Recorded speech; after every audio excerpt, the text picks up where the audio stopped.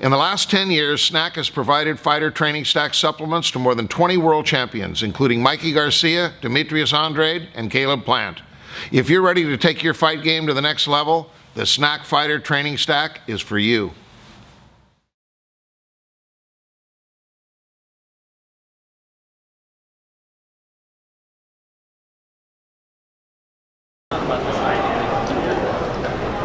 Feeling very confident. Confidence is through the roof.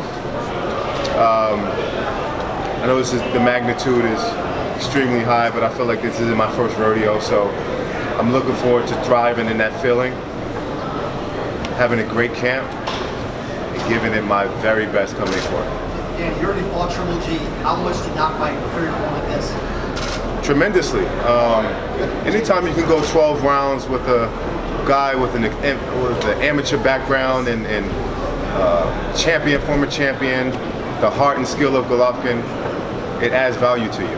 Whether that's experience or confidence, whatever the case may be, I've definitely gained from the Golovkin fight. What did you learn from the most of it? Mostly, it's kind of hard to say mostly, but like I said, just experience overall, I've gained different things, but the experience to allow me to go 12 rounds at the highest level. And the confidence, I'm sure, too. Absolutely, I'm into that, yeah. Danny, can you win a decision in Vegas, given the history? We don't know. My job is just go in there and do what I have to do. Obviously, we want to put attention on the judges to make sure that everybody is accountable for it, like I've said in the past. Canelo is a big entity to the sport of boxing, and he has that effect. But my job, as my trainer said, is to go in there and have the mentality like you don't get paid for overtime. So if I can make sure that I have a decisive win every round, or put it in my hands and create a knockout, that's the game plan. So Andre, as a cornerman, are you going to keep that in mind, that if you think you win a round by an inch, you want a yard? In other words, just keep going, just telling him, hey, we're kind of in Vegas, to keep reminding him that during the fight?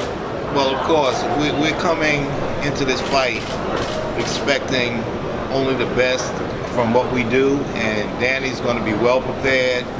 He's going to be...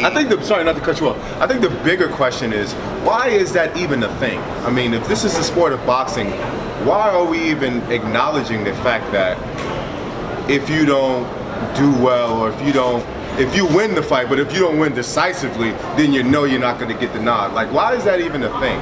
You know what I mean? Why can't this just be a fair sport where the best man wins the fight? I hate the fact that we kind of keep talking about the judges. Should it be a thing, though? It shouldn't be a thing, no. Do you think it should be, given some of the scores that have been turned in high-profile fights? Absolutely, of course, and this is my point, I get it. It should be recognized now, but it shouldn't be a thing to begin with. I mean, this should be a fair sport where the best man wins, not the best man who has the most influence on the sport. Right, well then, I think that's the point we're making, is that you know the weights, it's very subjective, that if you went around close, the A side, whoever that might be, might get the round. You know that there's different standards for different fighters. That's all we're pointing to. We're not actually. I understand exactly. I'm very aware of what you're pointing to, but I just hate the fact that that even exists. But knowing that, I'm going to go in the fight and try to take things into my control and win decisively, so that there's no controversy. Because even in my last fight, there was my Golovkin fight, there was a lot of controversy, whether you thought I won or whether you thought I lost. I'm trying to make it so that there's no controversy. You know, 3 fights at 160, and Chavez, and then Triple G twice. Have you ever fought someone as tall and rangy as you? The skill, do you think that's going to be a hard combination for you? Absolutely. So I've mentioned in the past that Canelo has fought guys that are bigger, he's fought guys that are faster or better boxing ability, but all of those things in one night, I don't think he's faced before. So I think he has a lot of challenges coming forward. In terms of style, the sport being subjective, how do you fix the problem with the judges? Take things into my own hands, right? But not only that, put spotlight on the judges and put spotlight on the actual situation, so that everybody's accountable for. So if there is a bad decision, then there needs to be something that there needs to be some action taking place. Period. Do you think by voice? I know that the 2 fights Canelo had the most problems with was Lara and Floyd. You know, they put lateral movement on him and stuff, but you said we're going to bang when he wants to bang. But Andre, this is a question for you too. Are you better off boxing from the outside more so than banging at this one? I think when I mentioned the quote that I said before with the bang if you want to bang, that's just my mentality in general. And I'm so confident that I believe that I would win that exchange if we were to go toe-to-toe together. So That's what I meant. But yeah, we have a game plan, but I'm ready for whatever. That's what I meant. Andre, The only thing I have to make sure is that I reel him in because he really wants to smoke this situation out. So I have to maintain control and make sure that Danny understands you can win this fight many ways. He wants to be exciting. He wants to give the fans all that they've come to see and their money's worth. And he can do that easily, but I just want to make sure that he does it safely. it's part of that. It's part of that also when you talk about your bang, there's going to be moments in the fight where you really want to leave an imprint. Yeah, you absolutely. don't want to just win the round. Absolutely, and that's what I mean. I want to leave every round to where there says, or to where either the fans or the judges say he did something spectacular or something big. Whether it was a highlight that we can go to or whether it was a combination, whatever it is, I want to be able to do that every round, opposed to just going to the game plan, using my lateral movement, boxing, the things that I know I can win with. So now that you've spent a bunch of time with Canelo on the road, Mexico, New York, what's your take on him as a person? He's a great guy. Take nothing away from him. He's extremely humble, nice guy. Have great conversations every time I'm with him. His team are very respectful. This has been a great press tour for me, great experience for me. Nothing bad to say about the guy whatsoever. I'm just looking forward to what he has to offer May 4th. What do you have to bring in the ring? What does he have to offer in the ring? We have yet to see. Only time will tell. What do you see in him? Andre, what do you see in his style? He's consistent. He's a really good counter puncher. He takes a good shot. And those are all the traits he's going to have to definitely have to deal with Danny on May 4th. And that's not going to be enough. Daniel, with him being in 2 close fights with Triple G and you obviously being in a closely contested fight, are you using the promotional tour to also call attention to bad scorecards where if you for somehow 100%, yes. fall victim to this? 100%, and it's not, and I mean, I know Canelo alluded to me saying me making excuses, but it's really not making excuses, it's bringing attention to an issue. If it's not an issue, then tell me it's not an issue and I won't go forward. But we know through the history of boxing and through the history of Canelo's career, it has been an issue. So for me bringing attention to it is not me complaining, because I truly in my heart feel like I could beat Canelo. And what are you gonna be your main takeaways from Triple G's performances, having faced him as well too? What are you gonna be picking and taking away from that and kind of evolving into your own game plan? Very little, because in both fights there was 2 different styles of Canelo. So we don't know what style is going to show up come May 4th. So I'm just going to be the best that I can be, implement my game plan, make adjustments if need be, but I think the bigger issue is him trying to figure out what all I bring to the table. What do you think he's guessing? I have no idea. Like I said, it's one of those things you got to find out once you actually go through the process. And he's a talented guy. I've seen him make small adjustments at time, but to me, he fights too much in spurts. And the mentality that I have, I'm going to want to fight every second of every round. Danny, you've been on record as saying you thought Golovkin won both fights. I think I read a tweet from you. I did say that, yeah. Yeah, that it seems to have really bothered Canelo. Why do you think it peeves him so much? I have no idea. I mean, because I think he's given me credit for beating Golovkin. He's been on record saying that he thought I won the fight. And for me not giving him the credit for beating Golovkin, I think that's probably where the fuss is. But I'm sorry? How did you score those fights? I thought the first fight was Golovkin by unanimous decision, and I thought the second fight was Golovkin by split decision, or it could have been a draw. Did you actually score them, or you just like I actually scored them. Yeah. When you spend that much time traveling, Can somebody get their phone, please? Thank you. Sorry about that. when you spend that much time traveling with each other, you are adversaries. What do you talk about? Do you even have casual conversations with each other, or are you just occupying the same space? We have casual conversations, and there's been times where we've run into each other's path numerous of times. I mean, it's always love and respect, and that's what I appreciate about not only this fight, about this press tour and just being around Canelo, because he's a stellar guy. You know, he's not like one of these guys where before we've had controversy and there's been a little bit of drama. I like to pride myself with being respectful, especially respectful to the opponent who I step in the ring with. So the fact that it's reciprocated. I appreciate that. You've already been on this kind of stage with the Golovkin fight. You haven't done this kind of press tour. You know, Mexico, New York, LA. Are you enjoying it? What's it like? It's been a phenomenal experience, and for me, this is everything that a fighter wants to gravitate towards at this particular stage in his career. It comes with the territory, so I know it's deserved because I'm a champion, and fighting another champion of this caliber, I know this is what's to be expected, but I've just been enjoying every process, every moment, and soaking it all in. Although you're already a champion, you've been picking in boxing for a long time. Do you feel like now you're really truly arriving to do this kind of stuff? Well, here's the thing. There's levels to this game, and I understand that Canelo is the peak of superstar when it comes to boxing. I mean, he just signed the biggest contract in boxing as far as the numbers go. So he's a figure. He's a big figure in the sport. And I know that I had to elevate myself to that level.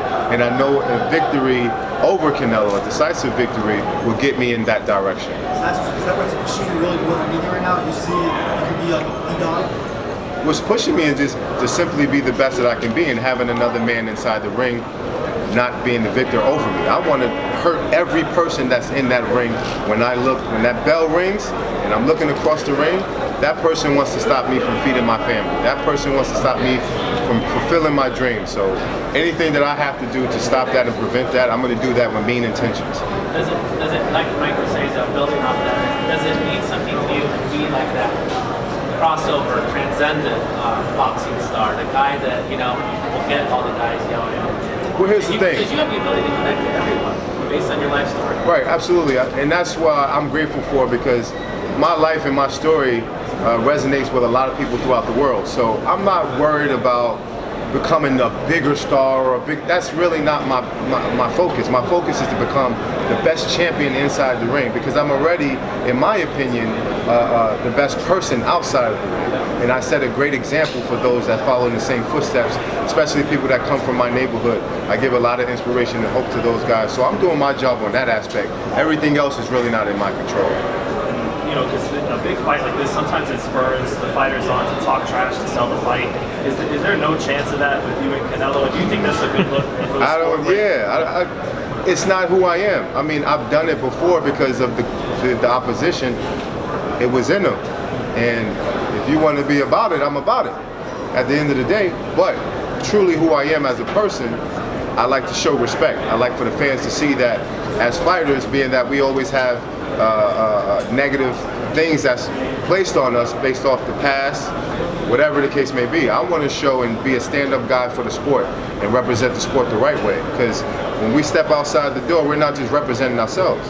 We're representing everybody in this whole column. And does it mean a little extra to have a big marquee fight in Vegas on Cinco de Mayo? Yeah, because I mean that's been, for the history of time, for a long period of time, that's been the weekend for the biggest sport, for the biggest boxing events. Floyd Mayweather took it over, then Canelo, and I'm just happy to be a part of it. But I'm coming in there with intentions to win. I'm not just happy to be a part of this event. When you saw the fight for Canelo and sort of analyzing that, Danny's picture there.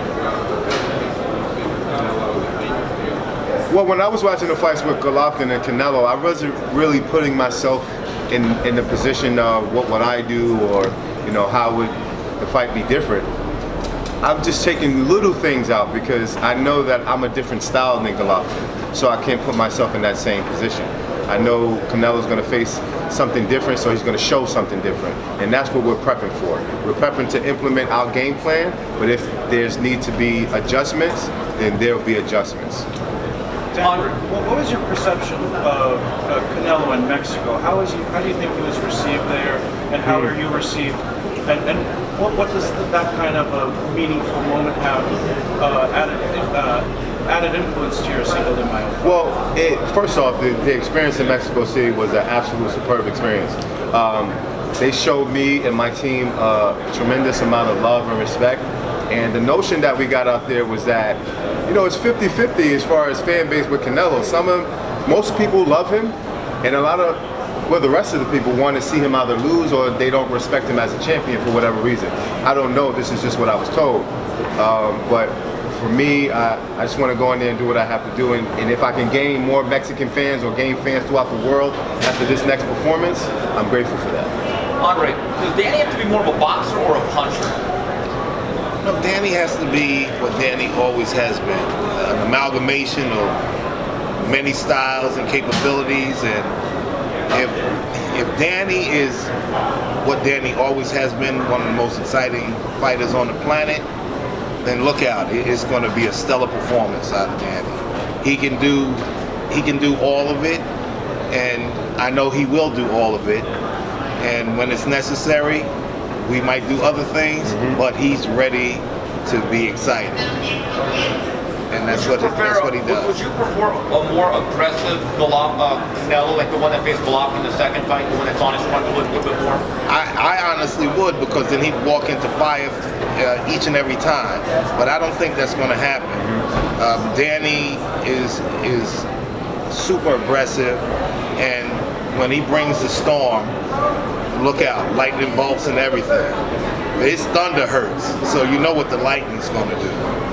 And I don't think he's going to do that. I think Canelo's going to try his best to work the perimeter, and he might even have us trying to catch up with him.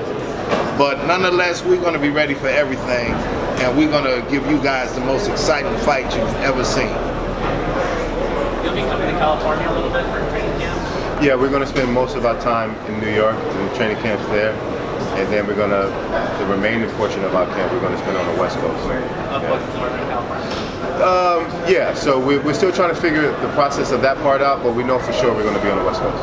What would it mean to bring the titles back to Brooklyn? It would mean everything. I remember seeing Zab Judah years ago when he was undisputed champion. That infamous picture that he had with all of those belts always resonated and stayed in the back of my mind, because I've always wanted to accomplish that. Brooklyn Knights have this thing where we're very prideful.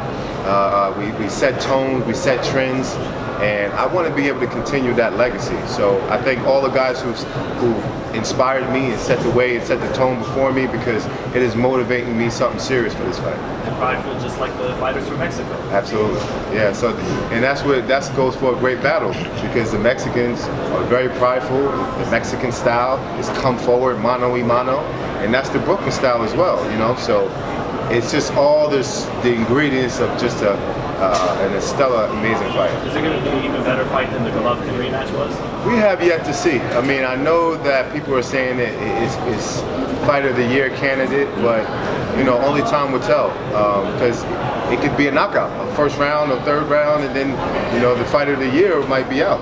So we have yet to see. That's why I love the sport of boxing.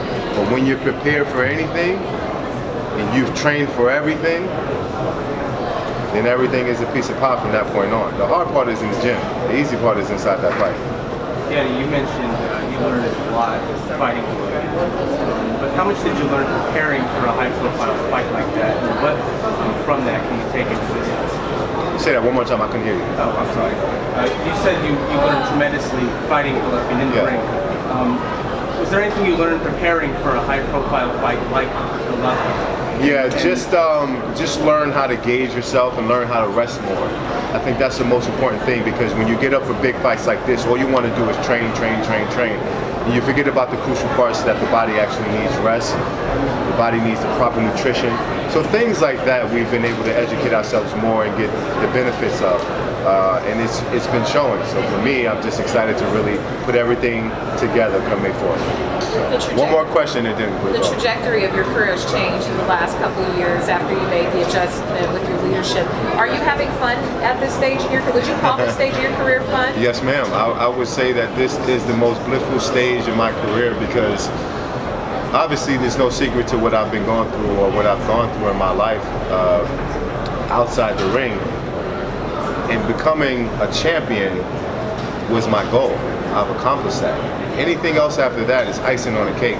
So however big it gets, to me it's still icing on the cake, because I have a second chance at life. I have a chance to come in the ring and still perform in front of people and do what I love to do. So you know, regardless of the amount of success I have, I'm already content with what I've already accomplished because it wasn't promised. So thank you guys very much. I appreciate it. Thank you guys.